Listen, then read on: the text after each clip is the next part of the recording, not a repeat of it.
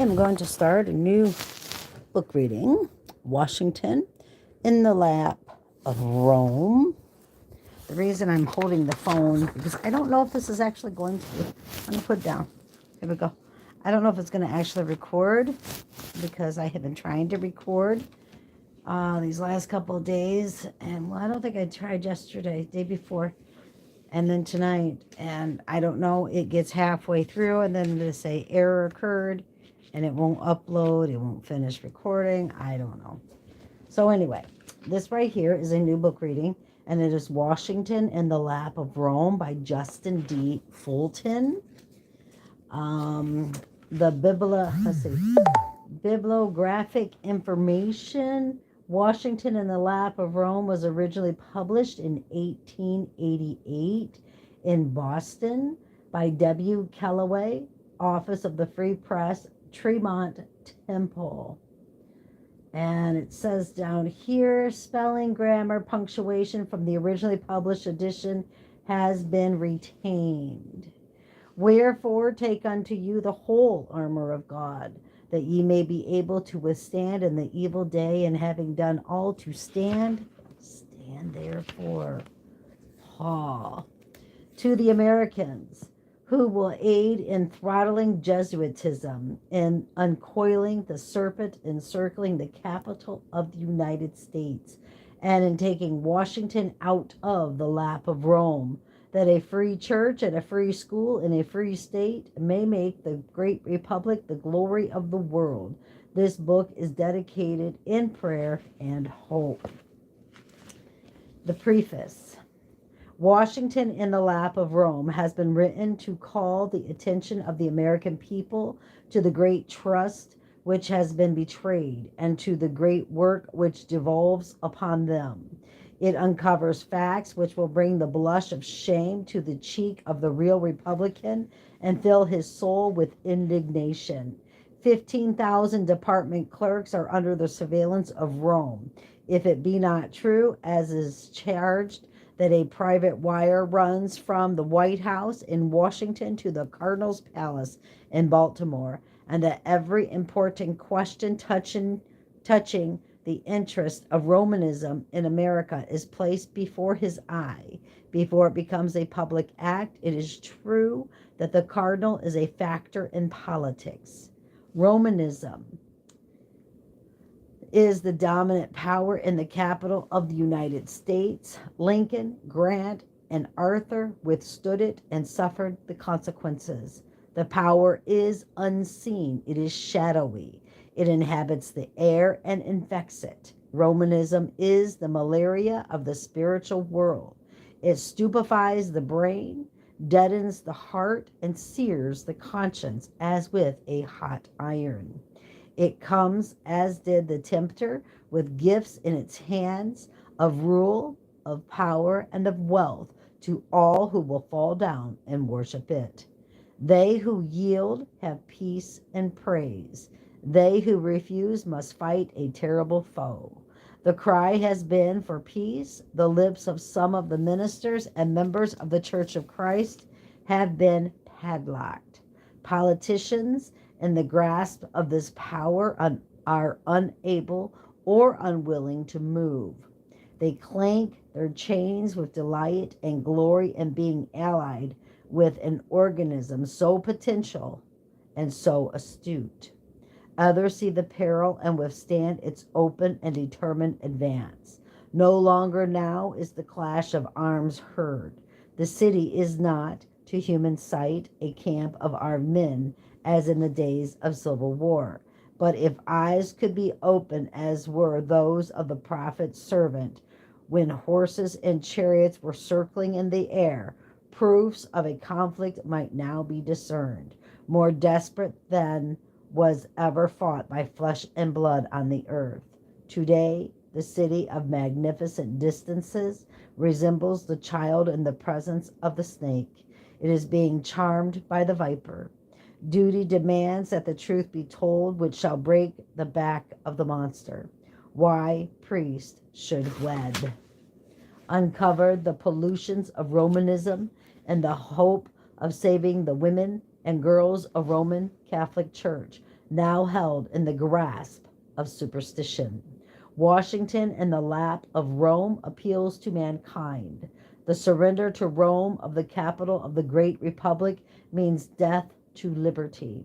The people of all lands and climes are interested in the conflict. The facts given will ripen the indignation of pure-minded men and women against the Jesuitical foe who no longer creeps under cover or hides in the shadow of some wall, but stalks boldly forth on his errand of wickedness.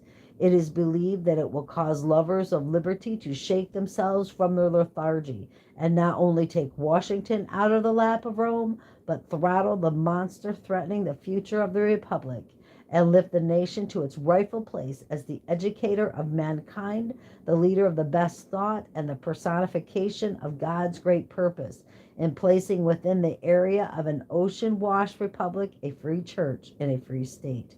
May God help the truth is the prayer of Justin D. Fulton.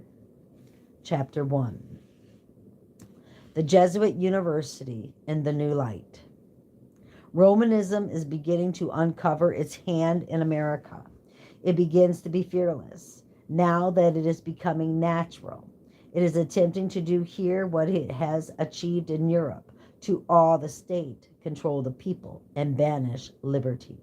Slowly, stealthily, with the look of a saint for the outward seeming, with the heart of a Jesuit for the inward reality. Romanism has accomplished in fact, if not in name, what in name as well as in fact she achieved in so many of the kingdoms of Europe, a union of church and state. This few, but all may know that fact was to have been revealed on the 24th of May, 1888, that it was not Rome's fault, but God's decree. Preparations have been going on for months to lay on that day, in the presence of the distinguished representatives of the nation, the cornerstone of the Catholic University of America, that the light of virtue and science might be preserved in the state, in accordance with, he decrees and behests of Rome, the Cardinal, the Prince of the Roman Catholic Church, who was to officiate as president of the Board of Trustees, is, by virtue of his high office, the most conspicuous figure in the Catholic Church in this country. Born of Irish parents, July 23, 1834, in Baltimore, and accompanying his father to Ireland as a child, where he received his early education. He returned to the United States and graduated from St. Charles College, Howard Company, Maryland, in 1857. He then studied theology in St. Mary's Seminary, Baltimore, and was ordained as a priest June 30th, 1861. 7 years later, he was consecrated Bishop of North Carolina. Afterwards, he took up his abode in Richmond, Virginia, and in 1878 became a coadjutor of Archbishop Bailey of Baltimore, and upon his death became his successor. After the death of Cardinal McCloskey, he was appointed to his present exalted position and carried to its great versatility of talent and unconquerable energy and much learning. General W.S.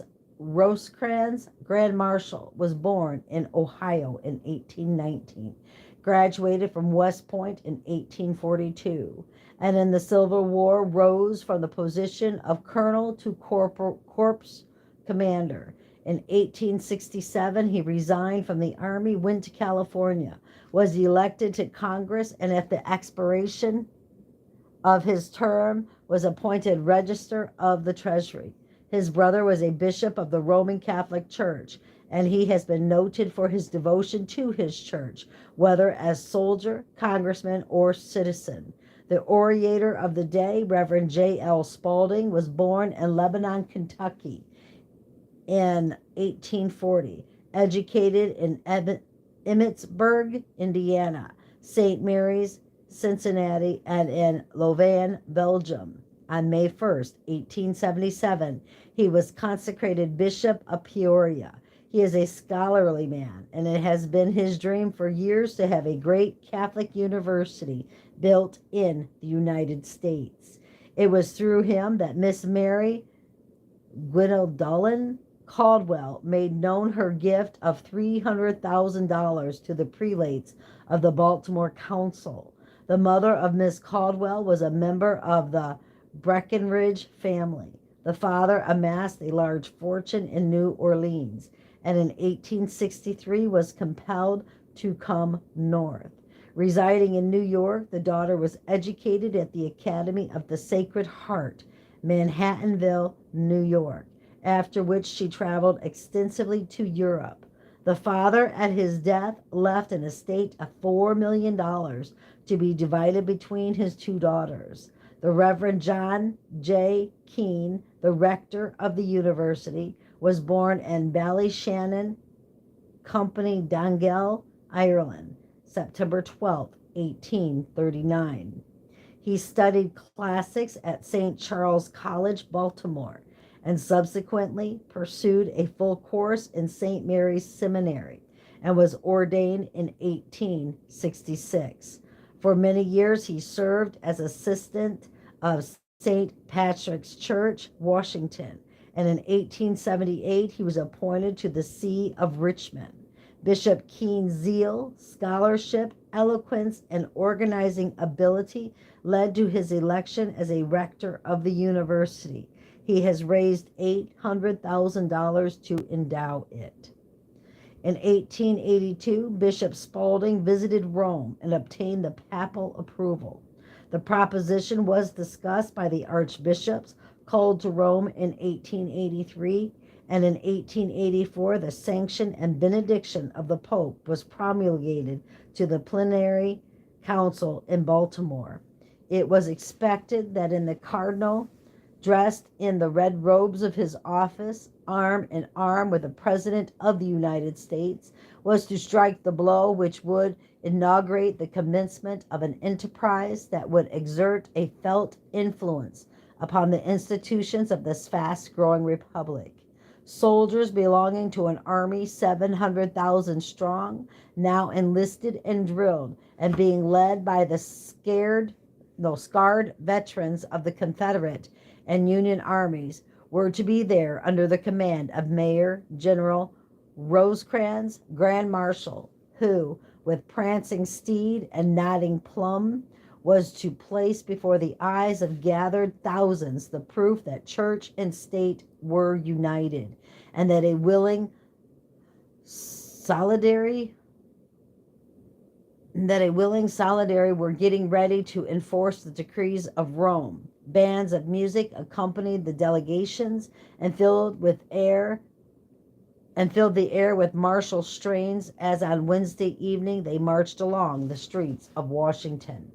Archbishops, bishops, and priests, monks and nuns, and Christian brothers crowded the homes of expectant Romanists. Everything was apparently for Rome. The President of the United States left the Presbyterian Assembly in Philadelphia to grace with his presence this occasion. Every member of the cabinet and distinguished statesmen were expected to keep him company. Seats were prepared on the platform for 2,000 guests.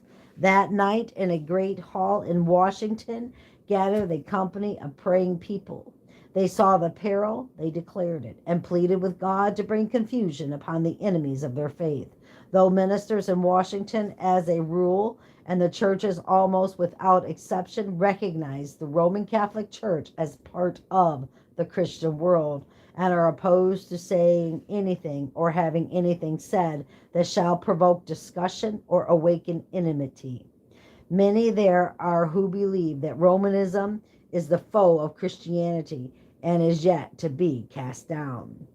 Thursday morning came. The day darkened as it climbed towards the noon. The rain came first as a protest. It increased in quantity and finally fell in sheets. The streets looked like rivers. The procession was abandoned. The town was held in the grip of the storm. The crowd that gathered about the great stand was roofed with umbrellas. The cardinals and clergy who expected to pass around the building to bless the foundations were unwilling to face the storm. At 3 p.m., a change of program was announced in these words: 3 p.m., the procession has been abandoned, but the rest of the ceremony will go on. It did not go on. The foundations remained unblessed. As Burns said, full money, a plan of mice and men, gang oft a glee. It is not the first time that Jehovah, by storm and rain, has disconcerted and broken up the plans of Rome. Twice this was done in the days of Napoleon, when, but for them, he would have been master of the world. But it came and piled his ships on the lee shore and buried sailor and soldier in a watery grave. Once the same terrible result was reached when Philip II of Spain sent his armada of ships to crush out the power of Elizabeth, England's noble queen. In our own land, a storm helped us when hope had almost died out of the heart. In the old South Church, Boston, there stood up the man of God to pray. Liberty was imperiled. A fleet was on its way from the old world to the new, bearing soldiers determined to make an end of the attempt to kindle on the shores of this western world the light of a newborn hope. The wind that gently lifted a lock of his white hair from his brow was but the touch of that tempest that engulfed the fleet in ruin and saved the country from peril. That being, capital B, who permitted the persecution of the children of Israel until Pharaoh was beside himself with wrath and egotism, and as if to defy God, followed the people in their march to Canaan until the floods environed him, when God withdrew the unseen walls which held back the sea and permitted the waters to break forth, smiting horse, men, and riders with the wrath of God, until chariot wheel crushed into chariot wheel, and Pharaoh's host, with all their pride and pomp, sank to the bottom of the sea as a stone. Still lives in Rome that, in spite of warnings and remonstrances, had attempted to dominate our intellectual forces, was compelled to halt, and learned again that the Lady of the Tiber was to suffer mortification and chagrin as her beautiful garments were despoiled by the rain. The good rain that made the meadows glorious and open flowers for the coming sun, and that did for Romanism in the United States was the storm did for the Armada in the Channel. The cardinal that could make the son of a Presbyterian minister bow to Rome, that could touch a spring and send 7 millions of people in America to obey the behest of Leo the 13th, could not control God. Sing unto the Lord a new song, for he hath triumphed gloriously. And in answer to prayer, thwarted the scheme to make an impression by a pageant we do not need and will not always brook.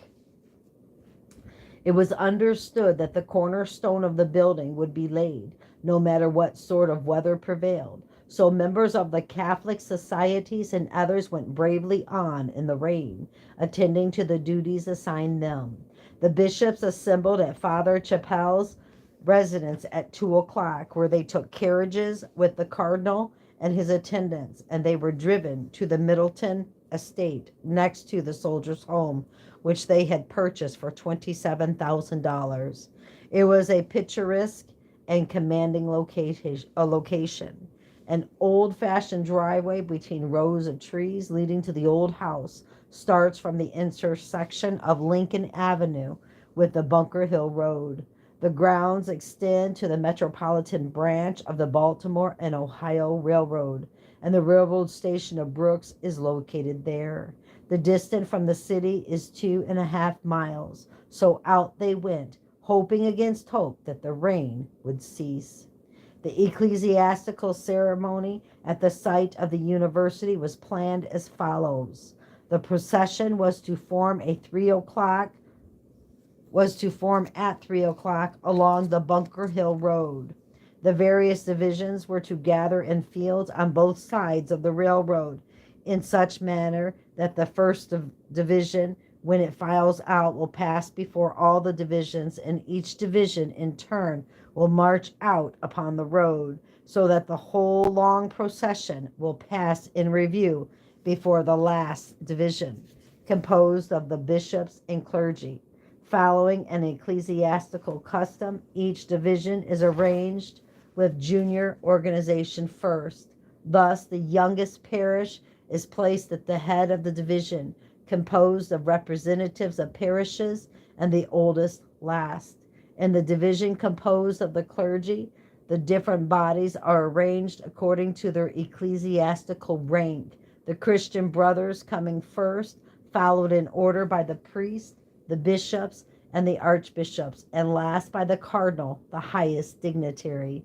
In the program, it was arranged to sing Haydn's anthem, The Heavens Are Telling, the choir to be accompanied by the full marine band. The heavens told without the song that America has no need of a papal university built to perpetuate the dominion of Romanism and to unify the many elements of which the Roman Catholic Church in America is composed.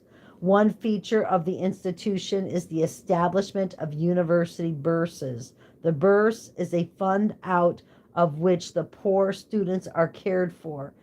Every person is at liberty to contribute to it, whatever sum he or she may desire.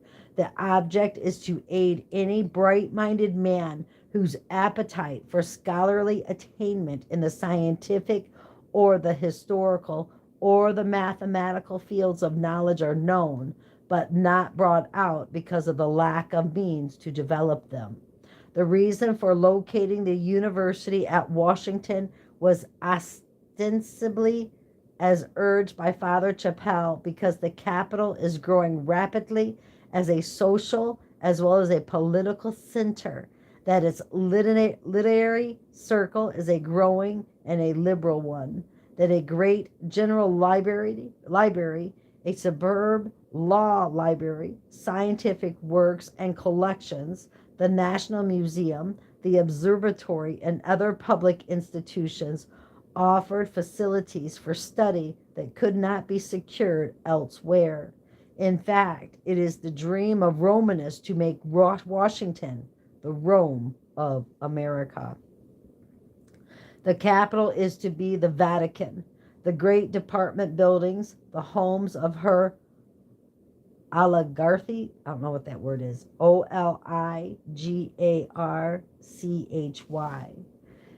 When the Tiber there, as in the seven-hilled city of Italy, shall give name to the mistress of the republic, which hopes to be mistress of the world. And when this result is achieved, it would be in keeping to have the Catholic University of America located at the center of Mary's land, Maryland. I believe that's what it's saying. It was Thursday evening, May 24th, 1888. A company of lovers of American institutions were gathered in one of the corridors of a great hotel. In came the man who had led the meeting for prayer, and whose face looked as though victory was in the air. He had been all day with the Jesuits. He had seen their discomfiture and witnessed their mortification, wrath, and desperation. What is the outlook? All right. How goes the fight? Never better. Rome has met her Waterloo and has received a blow she will not soon forget. Cardinal Gibbons finds that he cannot manage God. He is beaten. These priests they're mentioning is the same ones that Chinaquai had problems with. So this must have been around the same time. Okay. The archbishop, bishop, and priest realize it. The president, cabinet, and congressmen who have bent the supple hinges of the knee that thrift might follow fawning now see it. Whiskey flows as free tonight as water fell today. It is appalling to hear the profanity. Between yesterday and today, what a change. Then all was hope. Now all is gloom. A leading priest who invited the speaker to come and witness the ceremony is despondent enough. The minister reminded him of the prophecy read to him from Revelation chapter 18, verse 16, and changing it, said, Alas, alas, that great company, clothed in fine linen, and pure and scarlet and decked with gold and precious stones and pearls in 1 hour have been brought to see their helplessness when contending with the Almighty God. May it not be a type of the disasters to attend the enterprise? A bad start is a prophecy of what, at least, is possible. The charter, the organism, all will be opposed. The Lord also will roar out of Zion, and the heavens and the earth shall shake. But the Lord shall be the hope of his people, and the strength of the children of Israel. So shall ye know that I am the Lord your God, dwelling in Zion, my holy mountain. All recognized how the mighty angel may cast Rome down as a stone is thrown into the sea when the truth gets before the people, and the machinations, I can't say that word. Machinations. Machinations of this foe of liberty are understood. Tongues were loosened. Rome, though mighty, was not almighty. The truculency of politicians had been of no avail. The president and cabinet went home charging better, if not wiser men. The great university looked well on paper, but looked very diminutive to those standing in the mud and rain. So it will be when God shall take Rome in hand. How much she hath glorified herself and lived deliciously. For she saith in her heart, I sit a queen and am no widow, and shall see no sorrow. Therefore shall her plagues come in one day, death, mourning, and famine, and she shall be utterly burned with fire. For strong is the Lord God who judgeth her. Thus spoke the minister to his friend, the priest. The words shook him up. They loosened the foundation on which superstition had been building. The new was coming. The battle was on. Never did a fierce conflict rage in Washington. The forts were dismantled after the war. Soldiers in blue and gray had gone far away, yet the city was full of combatants. Months before, a Roman Catholic institution concerning which a war of words seemed to go on from year to year, the minister met the priest. They sat at a table with distinguished Romanists, priests, and laymen. 11 nuns waited on them. After dinner, this priest, distinguished for his courage, cultured, talented, eloquent, made a speech which presents the doings of the church as seen by Romanists. He praised Rome for what she is and for what she has achieved. He spoke of the proofs of her greatness, seen in her magnificent cathedrals and churches in all the large cities, the great monasteries, convents, and asylums crowning the hilltops that look down upon many of our large cities, of the golden cross that greets the eye as the traveler passes through the Golden Gate on the California coast, while in New York, the gateway of the Western world, Rome, in churches, in schools, in convents, in monasteries, and protectorates, and whatnot, leads all other churches in enterprises and in far-reaching plans. He claims that there was more money and more brain under the control of the church in New York than in Rome itself, and that now, while the school system was being shattered and the parochial school had become a fact, Rome was to get control of the youth of America and could hold her own against all comers. He then spoke with pride of the gift of the descendant of the great opponent of Romanism, the gifted Dr. Breckinridge, whose $300,000 was but the seedling, the germ, out of which was to come an university that would surprise and astound the world. He sat down, roundly applauded. The chairman then asked the minister if he would like to speak. Consenting, he arose and said, "The speech of the distinguished priest gladdens you. Make the most of it while you have it. It is but for a short time." "What do you mean?" "Simply this. There is nothing God Almighty hates as he does Romanism. In 1870 you proclaimed your Pope an infallible God. That act proved him to be the man of sin, the son of perdition, who opposes and exalteth himself above all that is called God or that is worshipped, so that he as God sitteth in the temple of God, showing himself that he is God. Thus was the wicked revealed, whom the Lord shall consume with the spirit of his mouth, and shall destroy with the brightness of his coming. Is that your idea? Shouted the priest. That is the word of God. By it men and nations are to be judged. You remember that your Pope had hardly been made the church when the beast Louis Napoleon, on which he rode into power, was destroyed. Then Babylon fell because of a power which came down from heaven and which lightened the earth with its glory.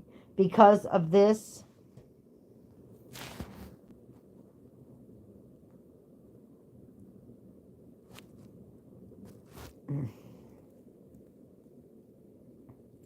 I don't know what's going on with this.